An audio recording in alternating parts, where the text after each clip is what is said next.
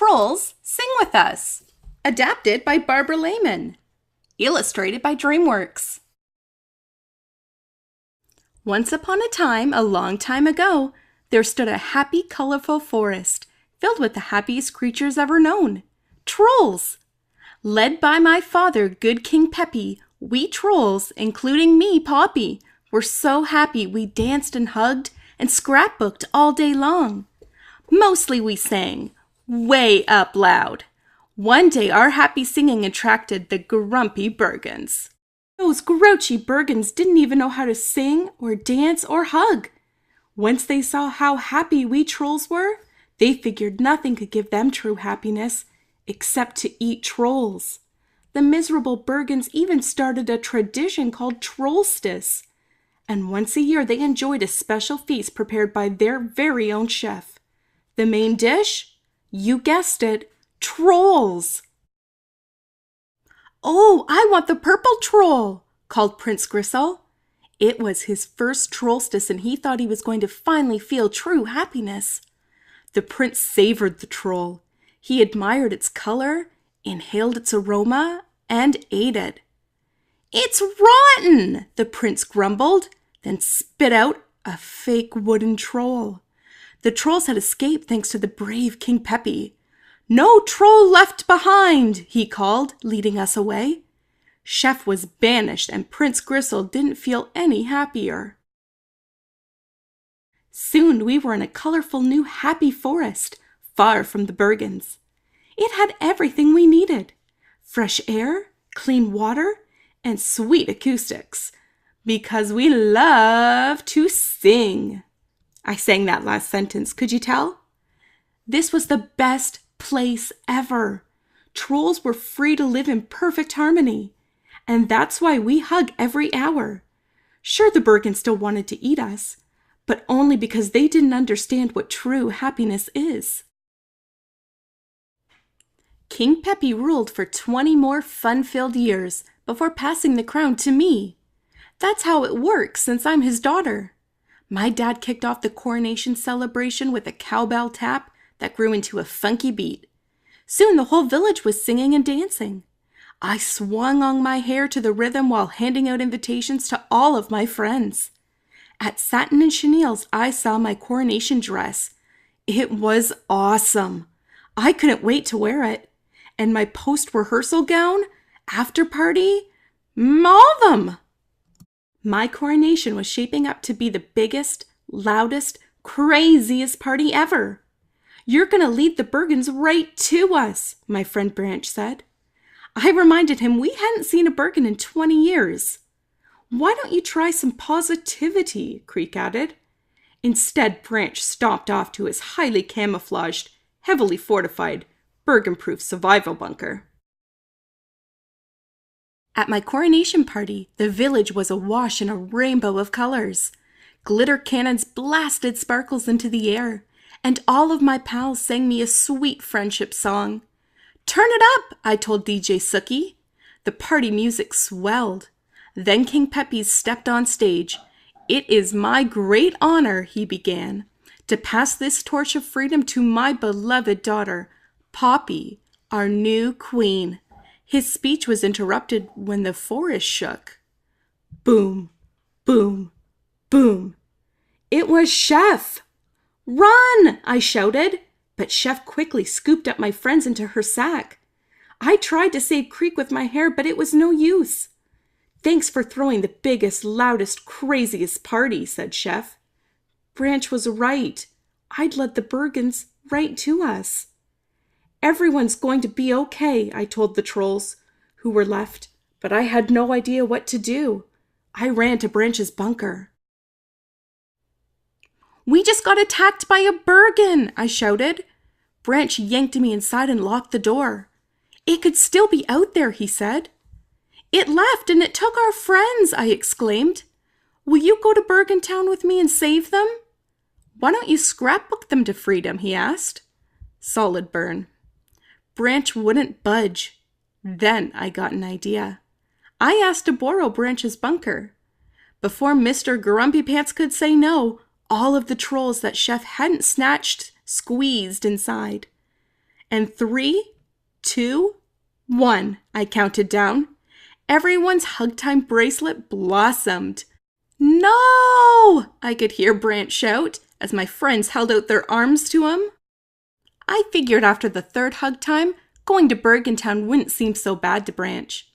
In the meantime, I set off to save my friends. No troll left behind. As their friend and queen, I couldn't leave my fellow trolls in the hands and mouths of the Bergens. No way, no how. So I began to sing, which always gives me confidence. I walked through the deep, dark forest, and I kept singing. In the forest, I saw the most amazing things. Frog creatures, flying fish, fire-blowing plants. Then I fell through some tarantapuff webs. It was rough, I'm not gonna lie, but I kept getting back up again until I fell asleep. That's when those silly tarantapuffs spun me into a cocoon. Get back up, hi-ya! It was Branch using his hair like a whip to free me from the cocoon. He was just in time to help me rescue everyone and make it home safely, which was my plan. Pretty great, right? That's not a plan, it's a wish list, Branch said. You think if you sing and dance and hug, everything's going to be fine. Well, it's not. I'd rather go through life hoping things are going to work out, instead of being so gray all the time, I snapped. Just then, my hug time watch blossomed. Don't even think about it, said Branch. With no one to hug, I sang again. The flowers joined in. Branch even reached out for my guitar. Turned out he didn't exactly sing with me as much as throw my guitar into the campfire. At least we'll be warm, I chimed in. The next day, Branch and I came upon some dark tunnels. Suddenly, a friendly talking cloud floated down from the sky, sprouted arms and legs, and spoke. One tunnel leads to the troll tree. He wouldn't tell us which tunnel unless Branch and I both high-fived him. Branch reluctantly agreed. When the cloud guy tricked him, Branch and I chased the silly cloud, following him down a tunnel until, ta-da, the cloud said, we were in the troll tree. The poor tree had no leaves or color. Without trolls to protect it, it had withered. The ground shook and we heard notes of a grumpy song drifted towards us. The unhappiest creatures were nearby. No trolls and no trollstice meant everything and everyone in Bergentown was as miserable as, well, Branch. Where do you think our friends are? I whispered softly. A Bergen's stomach, Branch said. Told you. We found Prince Gristle, now King Gristle, in the castle banquet hall. He was all grown up and not any happier than when he'd eaten that fake troll. My father was right. Without trolls, I'll never be happy, he grumbled. Never say never. It was Chef, and she had my friends. I was thrilled to see them. You mean I might actually get to be happy? Asked the king. Trollstice is back? Trollstice preparations didn't go well. King Gristle soon realized there weren't enough trolls to feed every Bergen. Trollstice is cancelled, he declared in a fit. Perhaps a troll would put you in a more festive mood, said Chef, pushing Creek forward. I kind of want my first trollstice to be special, he said. What could be more special than to share the moment with your beloved Chef? Now open wide. King Gristle snapped his mouth shut, with Creek inside. He didn't chew or swallow, so I hoped Creek was okay. Chef ordered the scullery maid, Bridget, to lock the rest of my friends in her room. Guard them with your miserable little life, she added. Branch could tell I was about to do something. If we go after Creek, we're going to get eaten, he warned. Then together, we caught a ride on Bridget's apron strings. We needed our friends' help to save Creek. Bridget set down the cage on her nightstand and hung her apron. Just then, Chef yelled at her, "Wash these pots and pans. Tomorrow's trollstice. For everyone but you." Bridget was so upset that she plopped onto her bed and sobbed. Pictures of King Gristle decorated her walls. The scullery maid had a crush on the king. Ignoring the dishes, Bridget sang a sweet love song then drifted off to sleep. Poor thing. We quickly set our friends free. During our escape, we ran smack dab into Bridget. "Get back in your cage," she cried. "Chef's gonna be so mad." We convinced Bridget to help us rescue Creek in exchange for a fancy makeover. That would help her win over the king. Soon we were singing and styling. But then Bridget noticed Branch wasn't singing and got discouraged. "The last time I sang, a Bergen took my grandma.